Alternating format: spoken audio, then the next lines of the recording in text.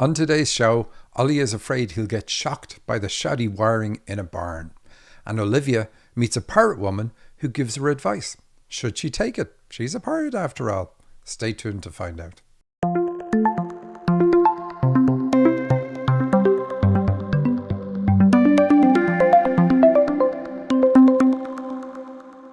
Welcome to the Dream Interpretation Podcast, the show about life transformation through dream interpretation. I'm Michael Sheridan. So this show is all focused on dreams. Why do we do that? Because dreams are the message from our higher self to our soul. When we intercept those messages, we know what is the most important thing that we need, or at least that our higher self deems that we need to be focusing on at this moment in time. Through analyzing your dreams, I reveal your potential and the obstacles you need to overcome. I'm very specific.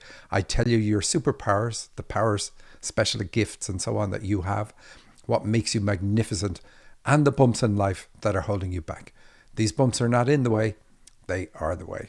To get your dream analysed on my show, go to dream-analysis.com, fill in the form there and submit your dream. That's it. That's all you have to do. I take it from there. And remember, we have a mini course starting on April 30th. If you want to know what your spiritual gifts are, and you do, then do this course. You can get the details at dream-analysis.com/courses. You even get 2 of your dreams analysed just by taking part in that course. During the interpretation, we will tell you what your gifts are, plus whatever else we see in your dreams. You can't beat it.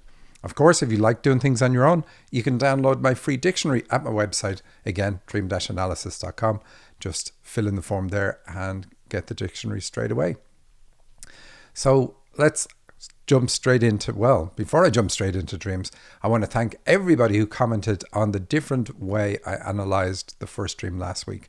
I got lots and lots of feedback, emails, posts on YouTube, and so on, and comments sent in with new dreams. So it was a hit, so I'm going to do it again. But again, thank you for the feedback. And our first dream is from Olly, who also went on about how informative he found the analysis of that dream, or the way I analysed that dream. So I'm going to do his kind of that style.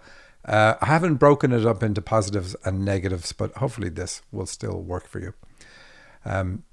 So here's our first dream. He is on a farm with his mum.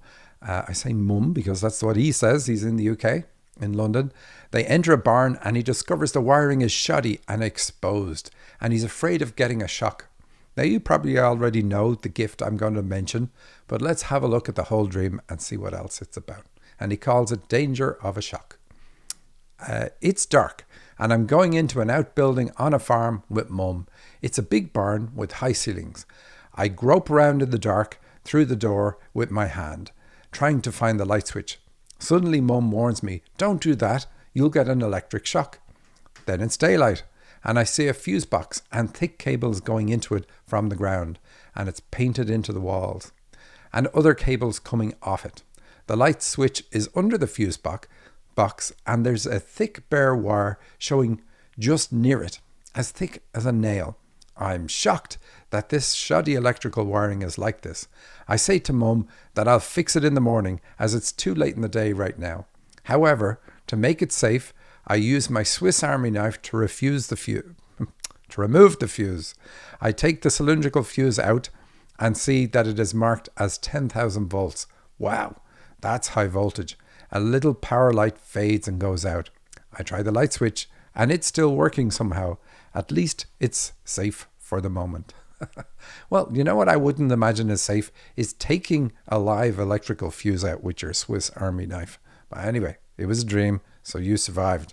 But let's have a look at it. I'm just going to go through it.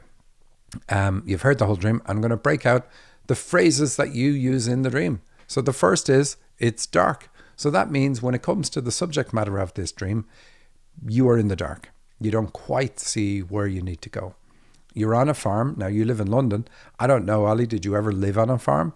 But farms are in the countryside, and so they're to do with emotional expression, expanding our heart and opening up and so on. You're with mum, and so then she's the protagonist. We know she is because of how she acts in the dream. So it's all about mom and your issues with her and what you need to heal. We're going to see more about that. Yeah, nobody can ever just innocently be in a dream. You can't just have dad sitting in a chair on the corner. The way to think of it is, okay, mom is in this dream and mom expresses that there could be danger and so on. So she plays a negative role. But even if she was just there, a lot of people think, oh, well, she was just in the kitchen. The way to think of it is, imagine you're in bed with your partner and mum is just sitting on a chair in the bedroom. Now you see, it never just is, oh, the person's there, let's ignore them. You don't ignore them. Anyway, the big barn with the high ceilings, I'm going to ignore the barn. Obviously, it's elimination system, but we're not going to talk about that for the rest of the dream. But the high ceilings, what are they about? Well, they're good in a dream. They show that you have space to grow spiritually, that you can expand into this space. It's already there. So your life is about you expanding spiritually. Now, that's what all our lives are about. But when we see the high ceiling, it means that you're going to use spiritual gifts. Like people will look at you and say, oh yeah, Olly works in the spiritual field or whatever it is. It's not going to be a hidden part of your nature. Then you say, again, another phrase from your dream, I grope around in the dark with my hand. So in the dark is, I don't know what I'm doing. Again, like before, and the groping around kind of backs that up.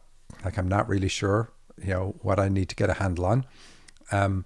But with your hand, and because the power is coming up, all the electrical stuff, we know it's about hands-on healing. And so references to hands in a dream are enough to say that. So which is why I said, because of the power at the start, you probably know the gift, but we see it here. So it means really, if we put all of this together, it means I don't know what I'm doing when it comes to healing with my hands. And that's okay. Nobody knows what they're doing at the start. Everybody starts at zero. So trying to find the light switch, that's another phrase. We just drop a word from that and it becomes, I am trying to find the light. So that's your inner light, your inner connection to the divine. And then another phrase, mum warns me you'll get an electric shock. And so that is pretty easy. That's like the power will hurt me. So your hands-on healing ability works through channeling power through your body, out through your hands into your client. And you're saying it's going to hurt you. And I talk a lot about why you would say that.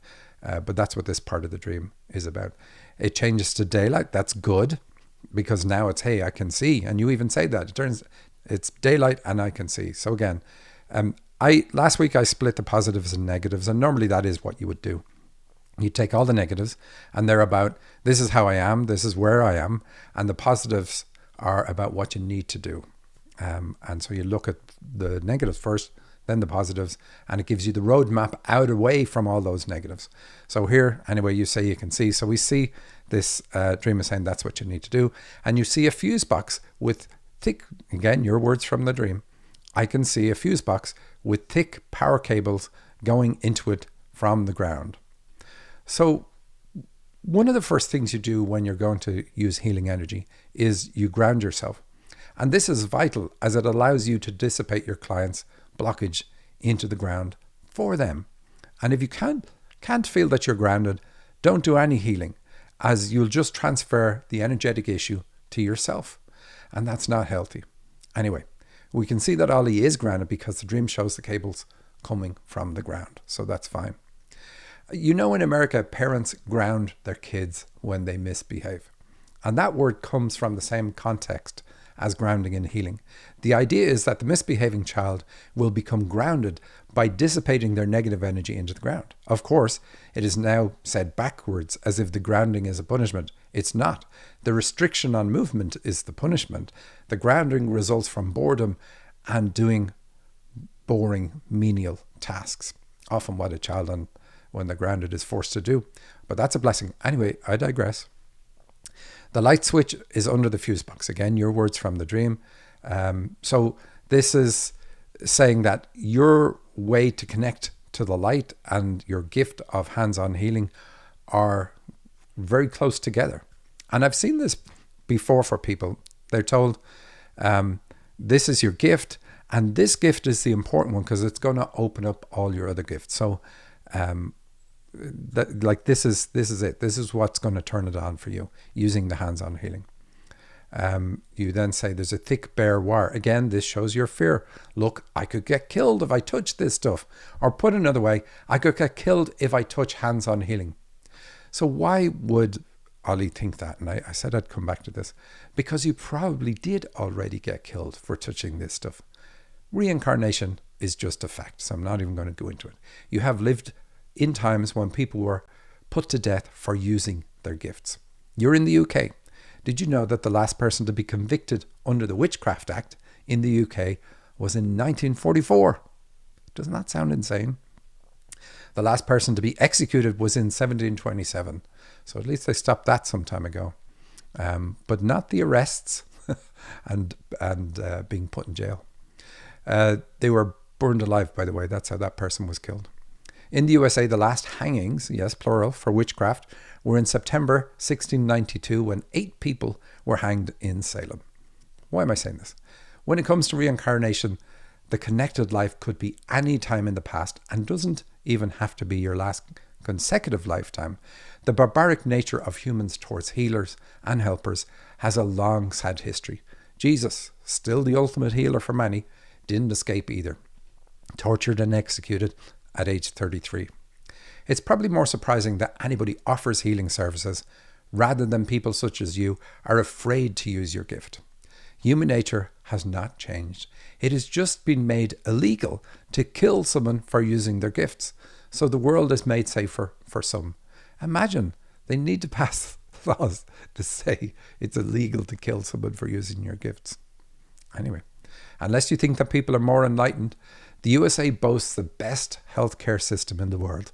Yet 20,000 people under the age of 65 die in this country each year because they are not given access to what is known would save them. For instance, many diabetics die at age 26 in America. Why? Because that is the age they're booted off their parents' insurance and they lose access to insulin. So if you find yourself arguing the difference between putting someone to death and taking an action that leads to someone's death, go ahead and tick the unenlightened box. Persecution is still rife. Less than a year ago, people were calling for the unvaccinated to be banned from grocery stores and restaurants.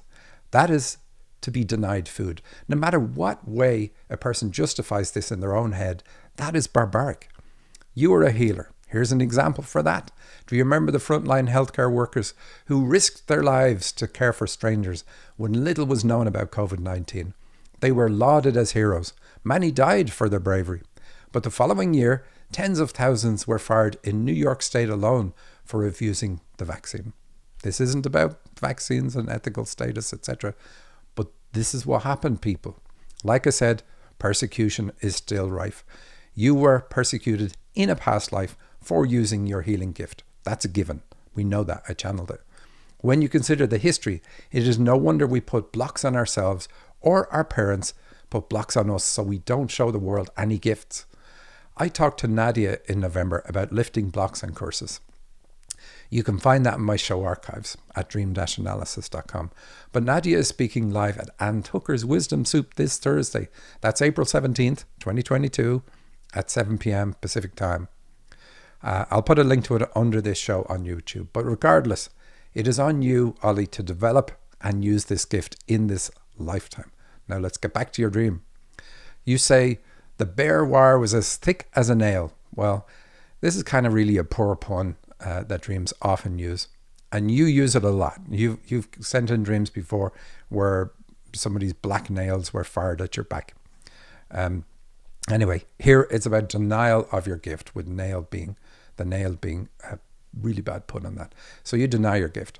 And so how can you prove to yourself you're denying it? Are you doing spiritual healing right now? Are you doing hands-on healing? Are you? And I suspect you're not. And you've known that you have this gift for some time, a few years at least. More words from your dream. I'm shocked. Well, that's a pun on being shocked. As in, I'm going to get hurt by using this. Shoddy electrical wiring. More words from your dreams. So this is me, this is you, finding fault with your gift. It doesn't have a fault. You're finding fault so that you don't use it. More words from your dream. I say to mom, well, then this is about mom's influence. And what do you say? You say, I'll fix it in the morning. It's too late in the day. And the way to translate this one is, I might wait until my next life to work on this issue. Why? The direct connection is made to mom because this is your promise to mom. This will please her. Putting my gift on hold will please her. Now you know why it's important to work on mom. More words. Swiss Army knife. This is my regimented thinking. That's what an army is about. My regimented thinking of non-confrontation with mom. And I say non-confrontation because the Swiss Army do not take sides in a war. They avoid conflict. And they said they will always do that unless they're directly attacked. So the Swiss Army knife, translated, means my regimented thinking prevents me from confrontation with mom. So then you want to remove the fuse. Why? Don't do that. Don't do that. That's, of course, we know why you want to do it. That's you disabling your own ability. Now, we can't do that. We can't disable our abilities.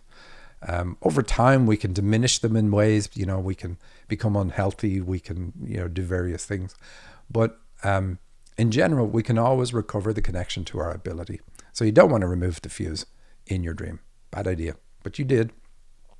You say it's a cylindrical fuse, so you're also a channel. But we're going to skip that too. You say it has the symbol for 10,000 volts on it.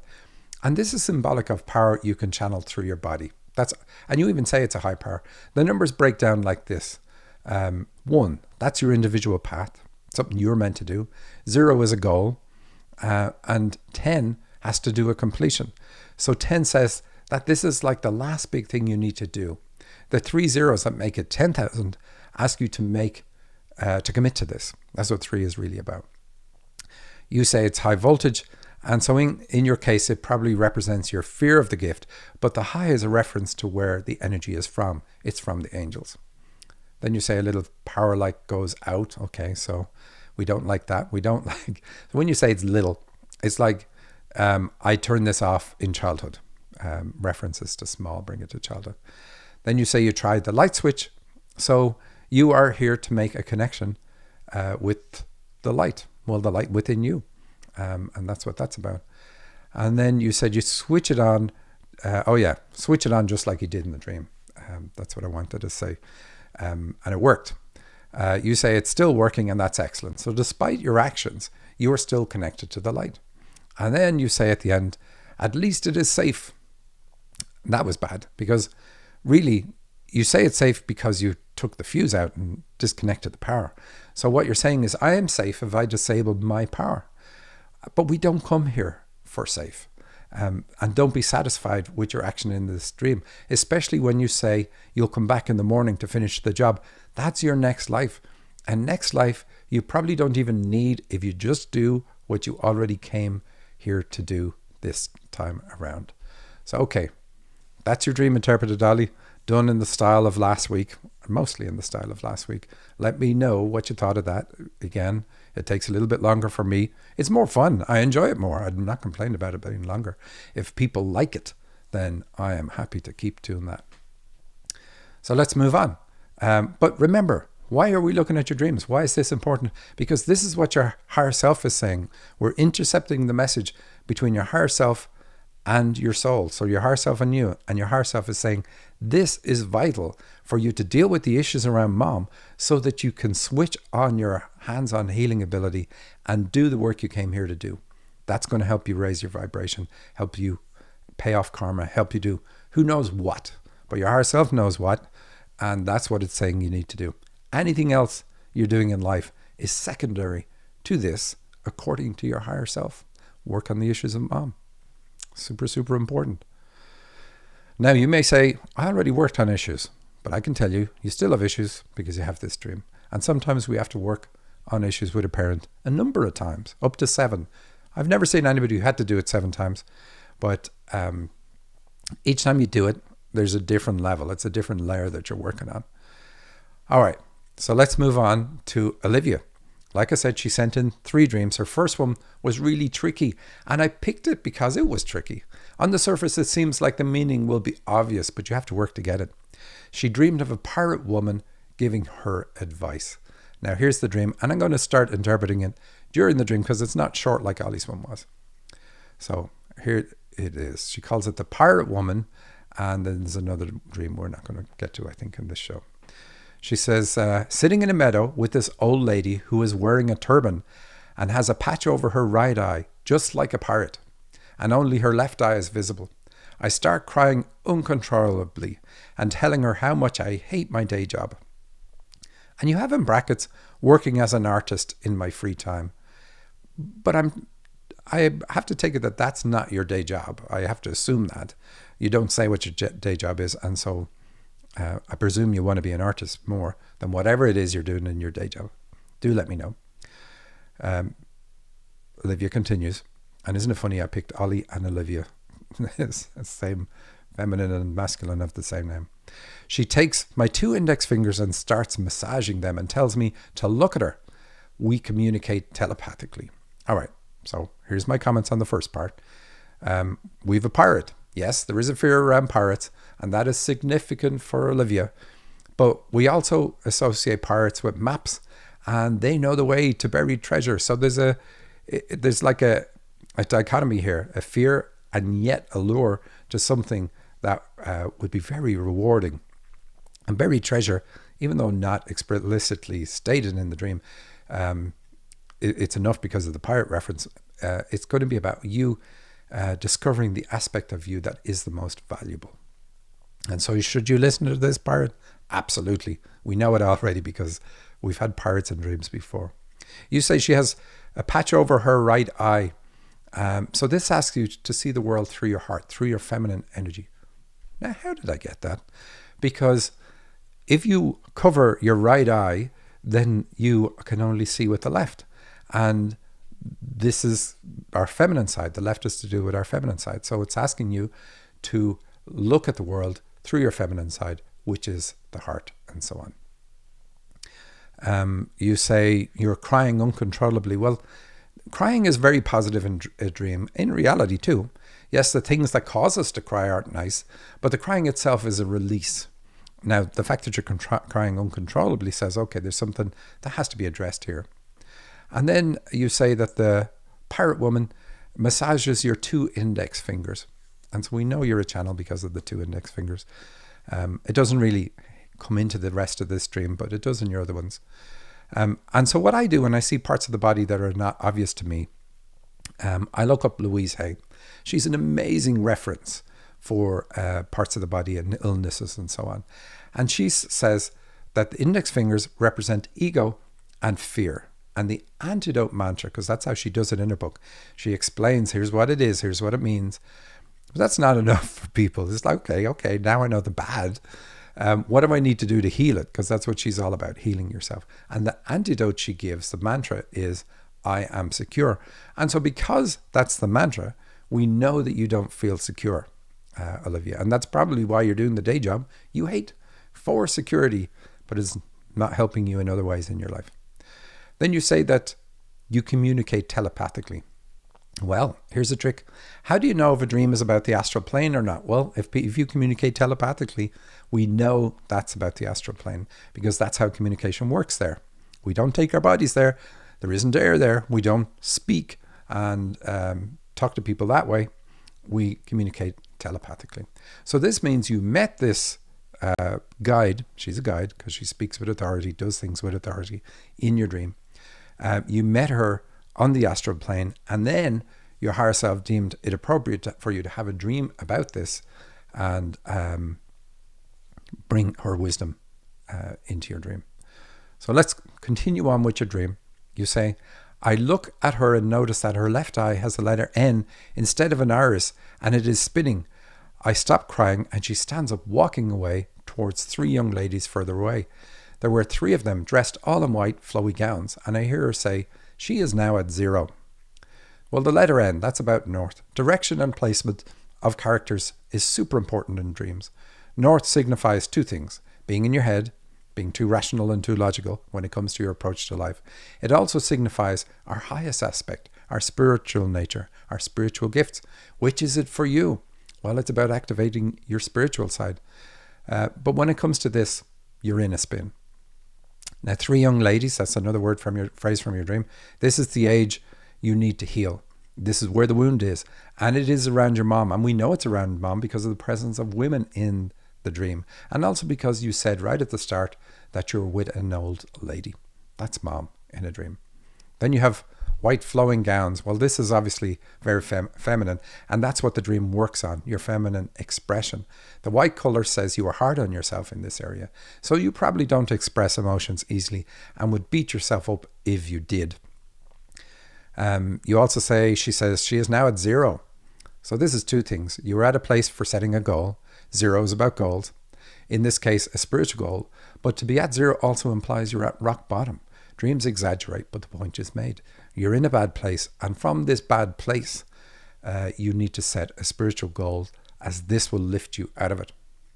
Now back to your dream. You say, after that, she comes back and tells me to follow her. So we walk a bit, and then she tells me that you need to look beyond the shadow. We are now in what looks like a store or boutique. And she shows me some illustrations depicting some beautiful ladies wearing gorgeous gowns and being accompanied by a tiger, and tells me, you need to do this, pointing at one of them. I tell her that those drawings are mine, even though in real life I haven't drawn anything like that. She says nothing. So you follow her.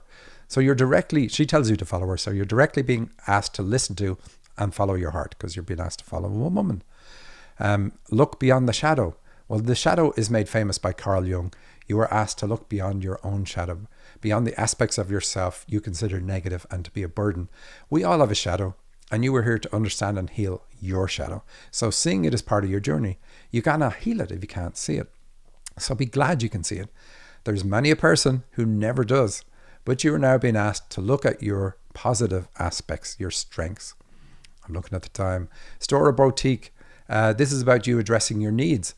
Then you have beautiful ladies wearing gorgeous gowns. So you need to see the beauty in you, the beauty in your femininity, your heart, and express that to the world. And then accompanied by the tiger. That's what you're waiting for. So make this your career. Draw depictions that show the beauty of feminine expression. When I ask, are you to draw or paint other women? I'm told that you are to draw yourself, bringing out the emotion. But you can also draw fictional women as long as you're bringing out emotion. And that's how my angels put it, but it probably makes more sense to you. I'm going to skip the next bit because we're out of time. So remember, I do have a course coming up April 30th. Go to dream-analysis.com. Also download my dictionary and submit your dreams, dream-analysis.com. That's my show for this week. Take care.